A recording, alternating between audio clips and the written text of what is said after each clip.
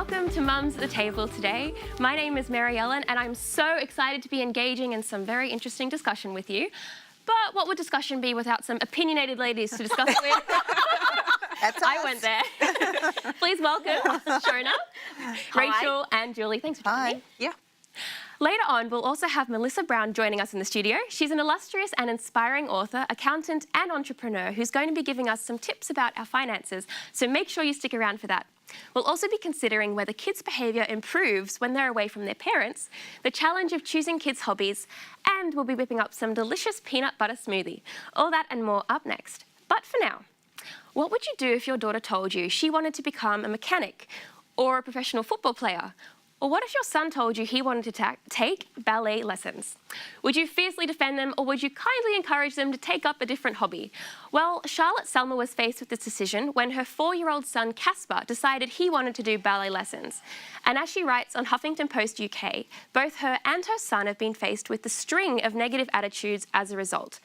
So tell me, ladies, have your children ever engaged in hobbies that weren't necessarily gender appropriate, you know, stereotypically that way? What's gender appropriate? Whoa. It seems that it is a stereotype, though, so, you know. Yeah, one of my children from a very young age did dance, so tap and jazz, and he loved it. Yeah. There was a little bit of negativity around it, around the family, because boys don't do tap and jazz, but he loved it. So what age did he stop, though? He stopped when I said, you need to be practicing your piano more and I'm going to take you out of dance if you don't. So he didn't stop because of judgments from other people? No. He Just stopped. Well, that's Yeah. good. You know, I think it's really interesting. I have 2 girls, and they don't seem to get the same negativity about doing things that are more similar, you know, boys, typical male things, as girls do. And so, you know, they went into basketball rather than netball. They like really sports that were probably a little bit more boys. They didn't get that. I think So they never had any sort of bullying or judgment at all regarding the hobbies? Not those sorts of things. Interesting. Because I think they're okay, they're acceptable. Yeah. Oh, you're saying for girls, it's like that stereotype isn't as strong as if a boy tries to do They didn't get that same kind of reaction as you did. I wonder why that is. Why do you think that is, though? Like, as a society, are we just afraid of, you know, do men have to be masculine or... Yes. Yeah. Yeah. But someone has to dance, I guess. Someone has to. And you need both. Yeah. And he had lots of, and still does, know how to associate with girls really well, because I think from a young age, he was around girls, he knew how to treat girls, he knew how girls were thinking. An advantage, really. Yeah. Isn't it? I was told when I was young all the time, you can't do that because you're a girl. You can't do that because you're a girl. And it really made me mad. So when I had girls, I was really determined that they wouldn't hear that.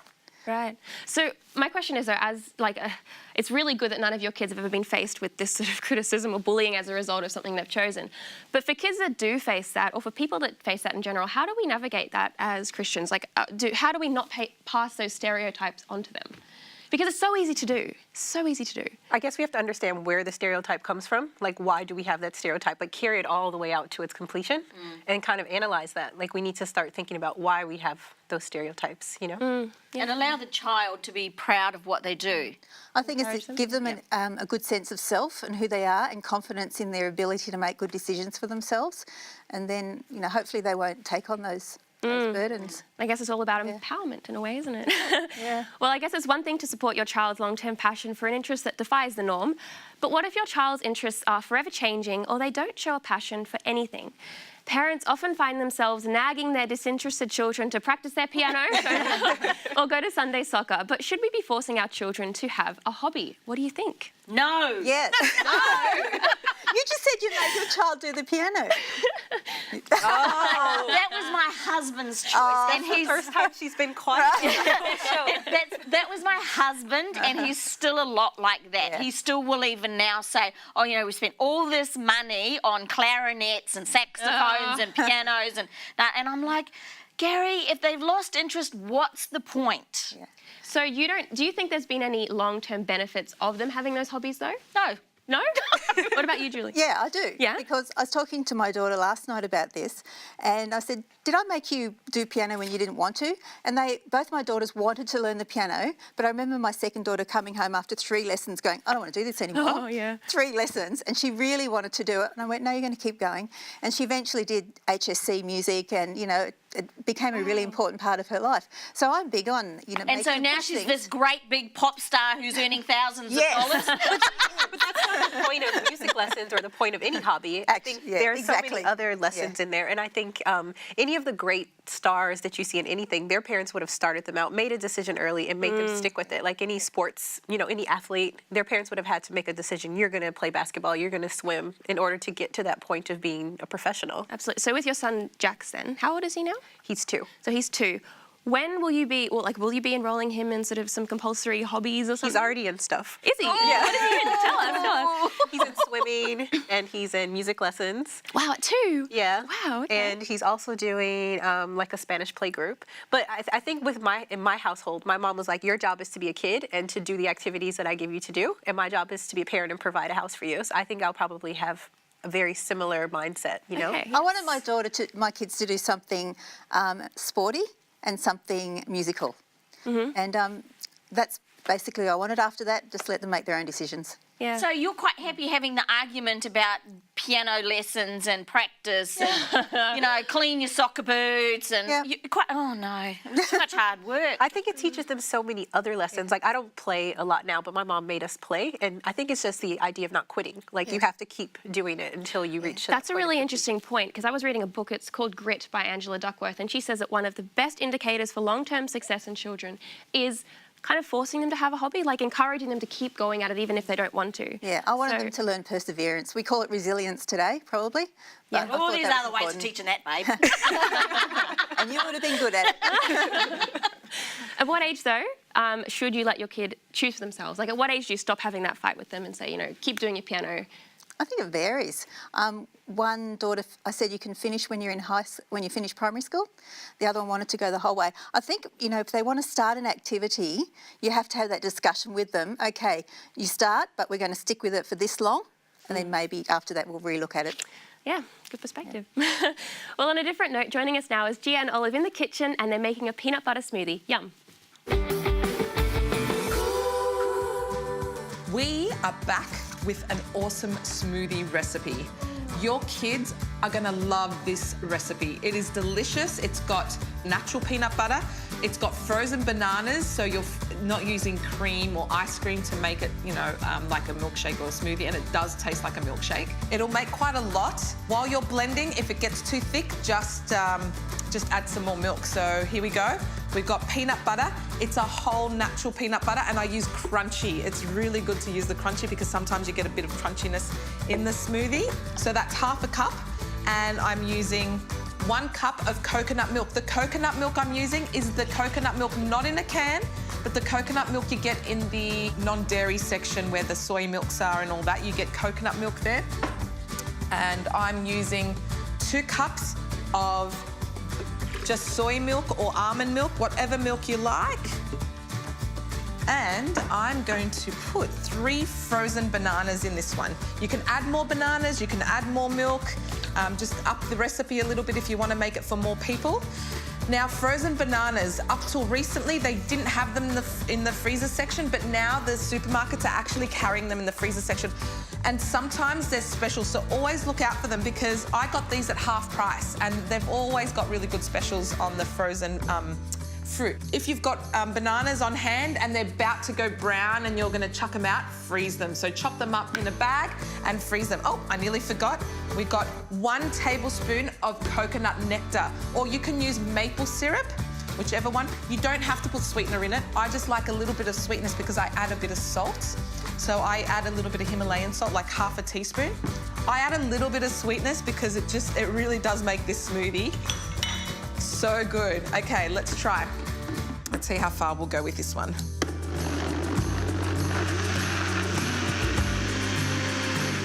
Okay, I blended that until it was smooth, and now I'm going to pour it in our glasses. Look at that, delicious smoothie. This peanut butter smoothie is going to blow your kids' mind, okay? So it's an awesome way to give them protein, a healthy way to give them protein. I've also got stainless steel straws, which I use with the kids because they're reusable and it helps not waste all that plastic. I'll put a little bit of cinnamon on top as well. So a little bit of cinnamon, and there you have it, your natural peanut butter banana smoothie. I know you want it, don't you? There you go. Have some. How good is that? Oh yeah, that's pretty special.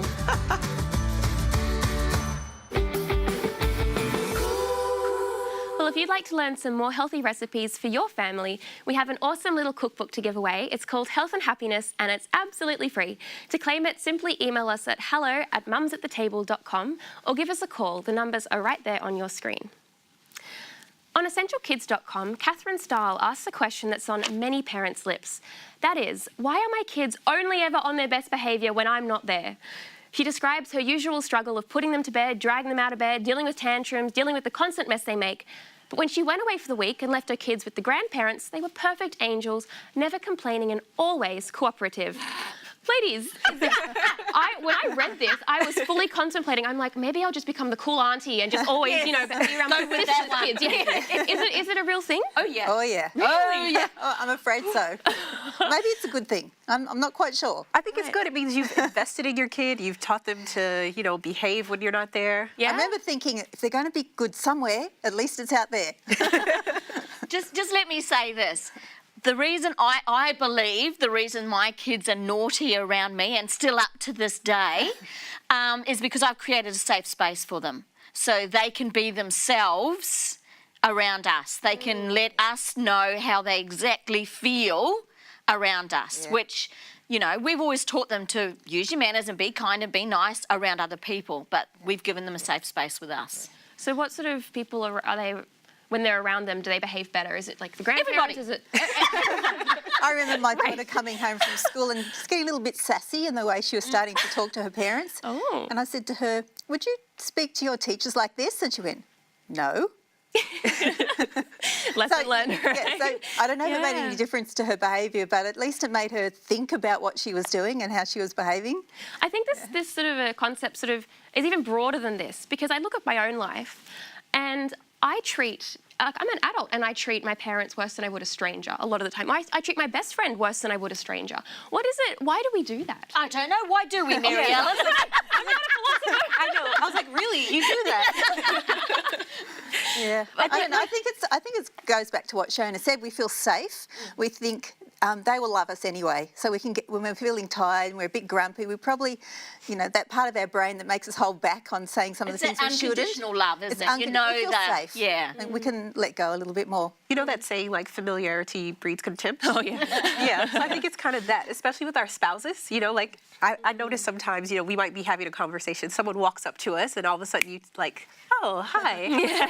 Oh, no, my favourite one is the one driving to church on a Saturday morning when you're in the back of the car. You get to church and, happy Sabbath. How are you? I think before, when I was a teacher, I've got 2 more hours with these kids. I can hang on, 2 more hours. I've only got to be up and on top of their behaviour for 2 hours. But when you're a mum, you just don't get that break. Right. And so it's really hard to continually be on every behaviour that they're doing and stay on top of it. Yeah. I remember we talked about this a little while ago. It's the taboo of having other people rouse on your kids. Have you ever been in a situation where your kids just aren't listening to you and you wish, or someone has stepped in and told them off and it's actually worked? Maybe I haven't had my kid long enough. Yeah. I think I'd Yeah, be fair enough. mortified. I'd feel like I was a really bad mother if someone did that. Really? I feel like I wasn't doing my job properly. Yeah. What about if someone reinforced what you already said? Oh, 'Cause and I I've done that to a lady in the shop once. Her 2-year-old was throwing a tantrum on the floor and she was just standing there not giving him what he wanted. I went, good on you, Mum, you're doing a good job. Yeah. And I Yeah. think we need to do more of that as mums. Support other encourage, mums, yeah. because I've seen that and said the similar things in the supermarket and just gone, yep, I'd do the same and just keep pushing my trolley. Which I think is a great encouragement. Yeah. But I also think that, like, for example, if your spouse tells the kid to do something and you just reinforce it, you can do that with a stranger as well. If they just say, like, don't touch that button, like, you could just let that go and just say, well, you sort that out. Yeah. But if you say, did you hear what your dad say, or did you hear what your mom said? I think that little bit of extra encouragement is kind of like, oh, you know, you just need that boost, that cheerleader. Yeah, that extra perspective, like you said, you know, would you treat your teacher like that? Kind of like that outside perspective a little bit. Yeah, it's good. We want to know your opinions though. Are your kids better behaved around others, and how do you discipline them? Send us your thoughts on our Facebook page or at mumsathetable.com. And while you're out there, why not check out our workouts with Alicia? She's joining us now with some warm-up and cool-down exercises. Hi, it's Alicia here, the Table's personal trainer. Today we're going to talk about the importance, ladies, of warm-ups and cool-downs. Now, are any of you bad people, culprits of not doing them? I don't do them because I always go, I've got 15 minutes. I'll do the 15-minute exercise and then I just straight to the warm-up. Totally. I hear you. And look, to be honest, before I became a trainer, I was exactly the same. I was like, no, I just want to make the most of my time. And once I'm done, I'm like, stuff that stretching business. Couldn't be bothered, right? So what am I missing out on? Yeah, so this is where it's really important. Like, first of all, the benefits of it is that you're going to get better muscle recovery from it. It's particularly, you're going to get less injury during your workout if you've done a little bit of dynamic stretching at the start, and I'll show you how to do that in a sec.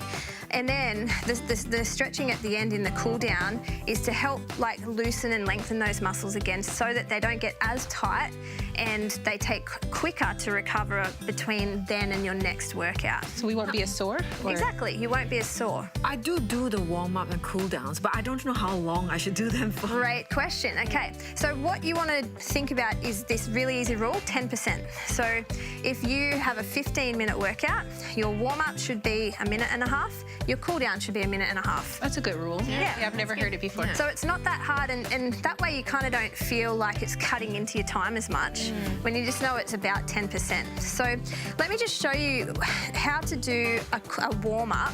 Warm-up, when you think of that, you want to think, I want to get the body moving. So dynamic exercise or stretches is what you want to do. So Mary Ellen, I'll get you up and we'll show some of those. The first one that we'll do is just doing some general knee hugs. So you lift up that knee, squeeze it into the chest, alternate to the other side.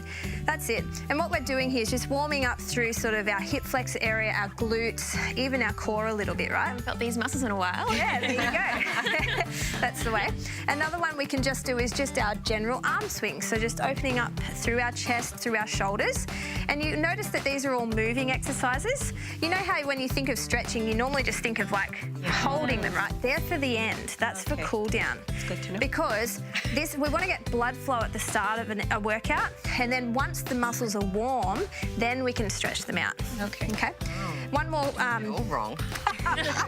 One more dynamic warm-up is just what I call toes to sky. So you come down into squat, you touch your toes, then reach up towards the sky. So you're really just getting movement through that whole body, okay? I do a fair bit of swimming. Would it be the same kind of warm-ups as well that you do? Yeah, with swimming, what I try to do is think about what muscles you're going to use in the workout coming up. And then you want to try and do some kind of dynamic warm-up that's going to get them moving. So for swimming, obviously your arm swings, shoulder circles, that sort of thing, even core. So even just doing some of these to warm up is going to help get those muscles awake in a sense, okay? Then when it comes to our cool downs, again, you've got that 10% principle, about a minute and a half, say, if you're doing a 15-minute workout. You want to do more of the static or still stretches. So you've got your quad stretch, so just pulling up one heel behind you. Ooh, balance. Yep, also helps work on the balance, that's right. You've got your pulling in for shoulder and back stretch here. So they're the ones where you want to hold it for, say, 10 to 15 seconds. And again, for the cool down, you think, well, what muscles did I work out? So if you did a lot of upper body stuff, then you'd want to do some stretches through your back, through your chest, like that, to get those cooled down. So hopefully that helps, gives you a little bit of a tip on how to do them and also how important warm-ups and cool-downs are. So if you're looking for some awesome little 10-minute workouts, come join us on our YouTube channel. We've got plenty there. We would love you to come work out with us. Well, Well, she's an entrepreneur, an accountant, a financial advisor, the founder of 3 businesses, including the award-winning A&TA accounting and advisory firm, an illustrious author, public speaker, and self-proclaimed shoe addict. Melissa Browne, thank you for joining us. Thanks for having me. Tell me, is there anything you can't do? Sing. I can't. Actually, I just want to ask why we've got black shoes on. Where are the really exciting shoes? Oh, black patents, they're a little, and with their stilettos. Yeah, true. Yeah. But I get that a lot. It's like, oh. Sorry. So, Melissa, I see you've appeared on Sunrise, The Today Show, many magazines and newspapers, lots and lots of publications. But I'm just wondering, so you talk about business and money and finance and women a lot of the time. Yes. What would you say your key message is that you want to get out to Australian, is it women specifically? Women particularly. So for me, last year was very much about female empowerment. And I love that we kind of ended the year on that note. But for me, there has to be that financial base. And until there was money behind that, it was really just a hashtag and that was it. So when I work with women, I find that either they're divorced and they've come to a place where suddenly they don't know about finances. It was certainly the case with my nana. Or they're not used to talking, for us, money's there's a giant ick factor attached to it. So we can talk about a lot of things, but we're not talking about money. So that's one of the reasons why financial empowerment's really important to me. Yeah, for sure. So where do you start when you're not in a good financial position as a woman, you know? Look, it's such a great question. It's one I'm asked the most, particularly by young women. And every time a young woman asks that question, I think, great, because the younger you can start to sort yourself out financially, the better it is. This concept of compound interest and having time, that is your superpower. So if you're young and you're watching, that's my message. Start now. Excellent. But what I've tried to do is, yes, there could be a 7-step program to sorting out your finances, but I think you need to start with your mindset. And we all pick up habits and mindsets around money. And I think it's really important to figure out what yours are and to turn you into a conscious consumer from a default consumer. So how you do that, I think, is with a 30-day detox. So 30 days of no spending. And that reaction is exactly why you should do it. When you say no spending, do you mean not spending? Nothing new. Okay, right. So like food is okay. Food's essential, that's okay. Still a bit hefty. But you define the parameters of your detox. So it might be, for me, it's always clothes and shoes, magazines, books. That's for me is my go-to. For my husband, it's coffees and eating out because that's what he does. So it's 30 days of no spending. But during that time, it's to turn you from a default, I'm just going to tap that plastic and not think about it, into a conscious consumer again. And during that time, I think there's all these mindful exercises that you can do, such as, is money good, bad, or okay? What's my relationship with money? So if money was sitting here, how would I describe it? Right. Would I block it on Facebook? Is it like a relative that I trust and then I have a fantastic relationship with? Or is it someone that I'm a little bit uncomfortable with? And then what sort of life do I want to design? I don't think these are questions we're asking ourselves. No, definitely not. And instead of waking up one day and going, oh, how did I end up here? This is a life by default. And Mel, do you think that doing this detox is necessary? Because sometimes we have an emotional relationship with money. Like we go shopping sometimes because it's a release or an escape from our lives. Or we're bored, or it's a Thursday night and I'm a little bit sad, or I've had a tough day at work, or I'm stressed because I've got exams, or I see a real relationship between food and money. So the same behaviour we exhibit with food, I think we exhibit with money. So it is a way of breaking up with money. And we can't break up with money completely because we have to have it in our life, but it's turning it from a toxic relationship to just something that'll just be like a car, get it from A to B, and we just think of it as a tool again. I'm really big on teaching my daughters financial responsibility. I often say to them, a man is not a plan. Yes. So do you have some tips that you can give to us as parents to help our children, male or female, with their financial intelligence? Firstly, I love it you tell your daughter that. But I think it's being really careful of the messages you're telling them. So my dad, for example, I'm a smart girl. Even then, I could hear my voice go up, like, oh, I'm saying that, but I'm a smart girl. So if I wanted to be a hairdresser or a policeman or an artist, he'd go, oh, no. You know, you should be doing a profession. So I think it's being careful about what we're steering our kids into, but it's also having money conversations. Because if we're uncomfortable talking about money, we're not going to bring it up with our kids. And teaching them that this plastic card isn't, as my nephew calls it, the magic card. Auntie Mel, can't just go get that with your magic card. So we can teach them numeracy and literacy by teaching them about finances. So giving them pocket money and telling them what they can spend that on, teaching them that when that's gone, there's no more. Teaching them about the stock market. So on the ASX site, there's games that you can do.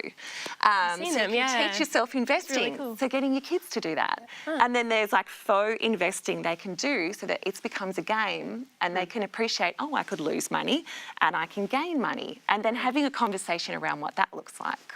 I think sometimes like games and things are great to educate, but for adults, theory doesn't always translate into practice. No. And I'm just wondering, with a small businesses and women in business, what sort of advice do you have that differs from personal finances that we've been talking about? Yeah, so women in business, oh gosh, this could be just a whole conversation. It's a bit of a It is a bit of a lemon. So a few quick things. Never ever use the word just to describe your business. How do you mean? It belittles it. Right. So as women, sometimes we're doing it because we've got kids or it's a part-time business or something on the side, and it's appreciating that it's a business. Right. And if we're going to put time and energy into that, let's value it and not belittle it by using the word just. Almost treat it like another child. Yeah. No, because we might need to beat up our child or sell our child, and we don't want to do that. So I actually don't love the word child to describe our business, because we might need to be mean to our child or sell it off. But also to actually be interested in business. Because as women, often we're interested in the creative side and we really want to give back and change the world. So we do that, and that's the reason for starting a business. But actually, to understand that numbers and capacity and pricing and all that sort of stuff is really important, and to really be interested in that as much as we're interested in what we're doing and why we're doing it. And do you think some of that comes back to how we emphasise the subjects that girls should be Absolutely. pursuing? Yeah, so maths and science. And I'm not a naturally bent scientific gal, but maths, I worked out in year 11 that I didn't have to do maths at school and very quickly took myself out of it. But I think technology is something... Whoa, hold on. Yeah. You're an accountant and you took yourself out of maths. I know, I was Because thinking the same as an thing. accountant, we only need year 10 maths. Yep. And there's this real fear around accounting and accounting in business that we need to be astrophysicists. We only need year 10 basic maths or a calculator, or I was going to grab my phone. A phone. Good software. Absolutely. But technology, I think now, to teach girls to code, to teach them those sort of science-based subjects, now there's a skill that would be incredible to have. Yeah. Economics, that's a great skill. Absolutely. I think it's so good in society at the moment. I see it in schools a lot of the time, you know, these scholarships for women in maths and science and engineering. STEM, things. yeah, STEM, exactly. It's a really big push, which I love seeing. Yeah. Well, I understand you have quite a few books on your website, is that right? I do. So I've got a few different books, two pushed for financial literacy and one for how to build a business. Awesome. So, yep, visit there to find out Very good, more. yeah. Thank you so much for joining us, Melissa. You're very welcome. Awesome to have you. Thank you. Now, if you'd like to find out more about Melissa's resources, please visit melissabrown.com.au, and I hope you'll be just as inspired as I was. And if you'd like to watch more of Mums at the Table, please visit our website or our Facebook page. See you next time. Bye.